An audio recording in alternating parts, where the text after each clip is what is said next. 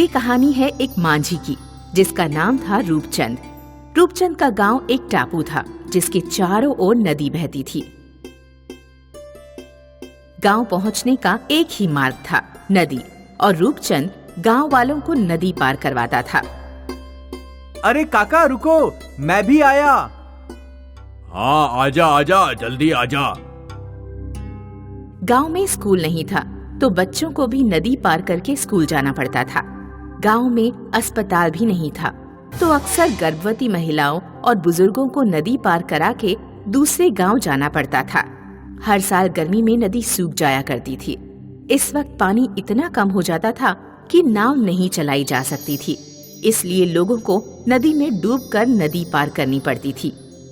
एक सुबह रूपचंद नदी के किनारे बैठा था और उसने देखा कि कुछ बच्चे कमर तक नदी में डूबकर नदी पार कर रहे थे। फिर वो सोचने लगा, अगर बच्चों का ये हाल है तो बुढ़ों और गर्भवती महिलाओं का कैसा हाल होगा? वो कैसे नदी पार करेंगे? ऐसा सोचते हुए वो सरपंच के पास गया। सरपंच जी, नदी के पुल का क्या हुआ? पिछले 5 सालों से सरकारी दफ्तरों के चक्कर लगा लगा कर थक चुका हूँ, लेकिन सरकार है कि उन्हें हमारी तकलीफ दिखाई ही नहीं देती। क्या कोई और मार्ग नहीं है? अब तो पुल तभी बन सकता है जब कोई खुद इसे बांधने का संकल्प ले। अगली बैठक में गांव वालों से बात करता हूँ। यही सोचते हुए रूपचंद अपने घर पहुंचा। क्या हुआ? ऐसे मुंह क्यों लटका हुआ है? कुछ नहीं, ऐसे ही। अच्छा ये बताओ, तुम इतनी खुश क्यों हो? खुशी की बात है तो खुशी होंगी ना, आप पापा बनने वाले हो। ये खबर सुनकर रूपचंद ने खुशी से अपनी पत्नी को गले लगा लिया, लेकिन अगले ही पल वो उदास हो गया।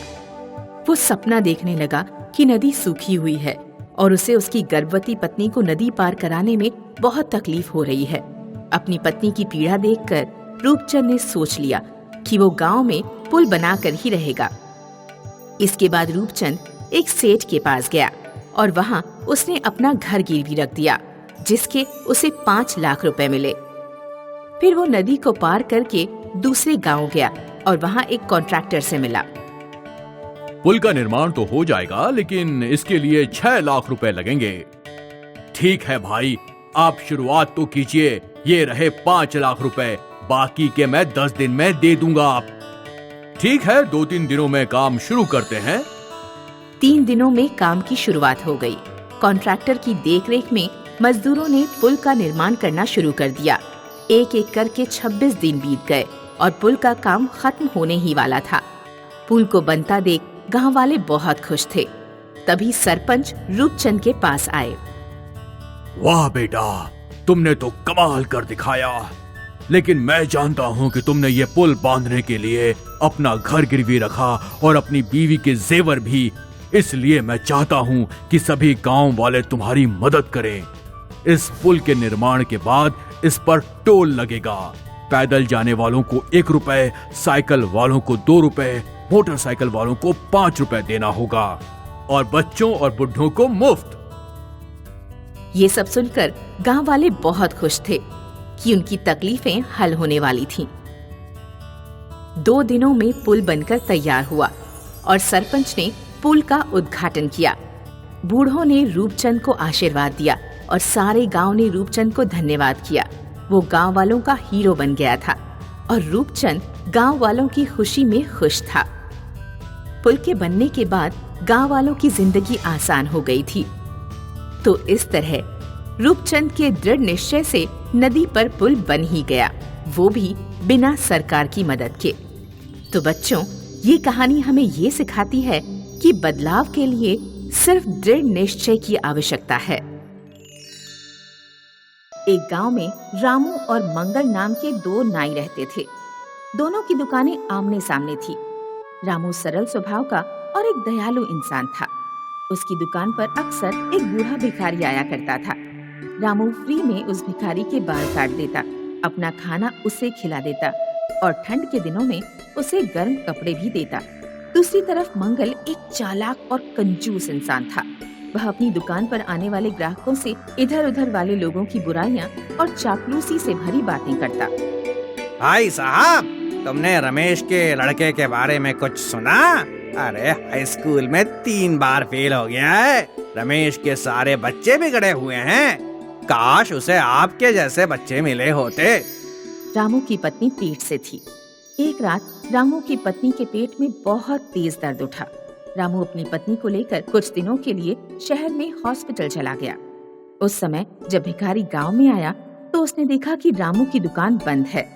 भिखारी मंगल की दुकान पर गया और बोला, बेटा, रामू की दुकान बंद है। क्या तुम मुझे खाने के लिए कुछ दे दोगे और मेरे बाल काट दोगे बेटा? अरे ओ बड़ो, क्या तुम मुझे रामू की तरह फालतू समझते हो? मेरी दुकान पर हमेशा ग्राहकों की भीड़ लगी रहती है और मैं बहुत व्यस्त रहता हूँ। तुम्हारे बाल काटने का समय मेरे पास नहीं है, और वैसे भी अगर मैं तुम्हारे गंदे बाल काटूंगा तो मेरे हाथ और औजार गंदे हो जाएंगे। रही बात खाने की, तो मैं खाना होटल पर जाकर खाता हूँ।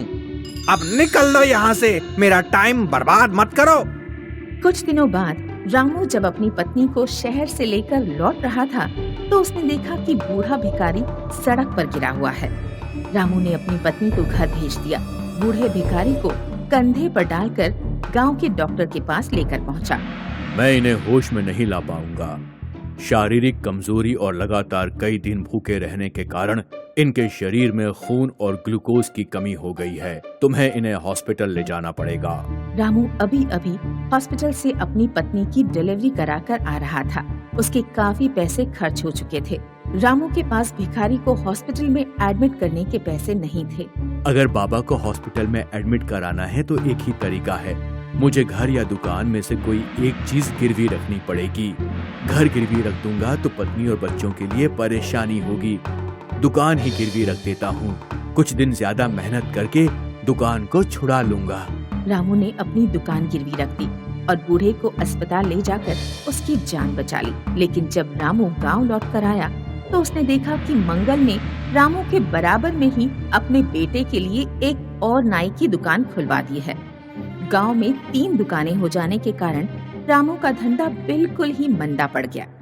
एक दिन रामू मंगल के पास गया और उसने विनती की, मंगल भाई, क्या तुम अपने बेटे की दुकान कहीं और शिफ्ट करवा दोगे? मैंने एक भिखारी की जान बचाने के लिए अपनी दुकान गिरवी रख दी थी। अगले 2 महीने में मैं अगर रकम नहीं चुका पाया तो मेरी दुकान हमेशा के लिए मेरे हाथों से निकल जाएगी। क्या मैंने तुमसे कहा था कि भिखारी को हॉस्पिटल में एडमिट करवाओ और उसका खर्चा उठाओ? मेरा बेटा कहीं दुकान शिफ्ट नहीं करेगा। तुम्हारी दुकान तुम्हारे पास रहे या ना रहे, मुझे इससे कोई मतलब नहीं। 2 महीने बीत गए और रामू दुकान छुड़ाने के लिए पैसे इकट्ठे नहीं कर पाया। बनिया उसके घर पर आकर धमकी दे गया कि अगले सप्ताह तक अगर पैसे नहीं मिले तो रामू अपनी दुकान भूल जाए। रामू बहुत चिंतित था। उसे अपना भविष्य अंधकार में नजर आ रहा था। एक रात रामू को एक सपना आया। सपने में उसे वही बूढ़ा भिखारी नजर आया जिसकी उसने जान बचाई थी। रामू, तुम जैसे नेक दिल लोग दुनिया में बहुत कम हैं। बहुत साल पहले किसी ने मुझे वरदान दिया था कि मरने के बाद मेरा शरीर सोने में बदल जाएगा। मेरी उम्र पूरी हो चुकी है। कल मैं तुम्हारे दरवाजे पर आऊंगा। तुम मेरे सर पर एक लाठी मारना, मेरा शरीर मरकर सोने का बन जाएगा। उसके बाद तुम अपने घर की आर्थिक स्थिति आसानी से सुधार पाओगे। अगले दिन जब रामू सोकर उठा तो रात में आए सपने के बारे में सोचने लगा। रामू को नहीं लगा था कि उसका सपना सच होने वाला है, लेकिन तभी उसे सामने से बूढ़ा भिखारी आता हुआ दिखाई दिया। नहीं, मैं किसी के सिर पर डंडा मारकर उसकी जान नहीं ले सकता। तुम किसी की जान नहीं ले रहे हो। मैं वैसे भी मरने वाला हूँ। जाते जाते मैं बस तुम्हारी थोड़ी मदद करना चाहता हूँ। रामू ने कपकपाते हाथों से भिखारी के सिर पर डंडा मारा। भिखारी का शरीर जमीन पर गिर गया और सोने का बन गया। मंगल उस समय दुकान पर जा रहा था। उसने यह सब देख लिया। मंगल की लोभी बुद्धि ने सोचा, लगता है सुबह के इस समय कोई विशेष मुहूर्त होता है। अगर इस समय कोई घर के दरवाजे पर आए, भिखारी के सिर पर डंडा मारकर उसे मार दे तो उसका शरीर सोने का बन जाता होगा। मैं एक नहीं 3 भिखारियों को बुलाकर उन्हें मार दूंगा और उनका शरीर सोने का बना दूंगा। फिर मैं रामू से 3 गुना ज्यादा अमीर बन जाऊंगा। उस दिन शाम को मंगल मंदिर पर गया और उसने 3 भिखारियों को अगले दिन सुबह सुबह अपने घर पर आने का निमंत्रण दिया। मैं हर पूर्णिमा को गरीब लोगों को खाना खिलाता हूँ। कल सुबह 7 बजे अगर आप तीनों मेरे घर पधारेंगे तो मुझे आपकी सेवा करने में बहुत खुशी होगी। बेचारे भिखारी अगले दिन खाना खाने के लिए मंगल के घर पहुँचे। हमें आपकी आंखों पर पट्टी बांधनी होगी। दरअसल ये एक रिवाज है। मंगल, उसकी पत्नी और उसके बेटे ने तीनों भिखारियों की आंखों पर पट्टी बांध दी और फिर जोर जोर से उनके सिर पर डंडा मारने लगे। भिखारियों की चीख पुकार सुनकर गांव के लोग मंगल के घर पहुंचे। तीनों भिखारी मर गए, लेकिन किसी का शरीर सोने का नहीं बना। गांव के प्रधान तक ये बात पहुंची कि मंगल ने 3 भिखारियों की हत्या कर दी है। मंगल पर मुकदमा चला और उसे फांसी की सजा हो गई।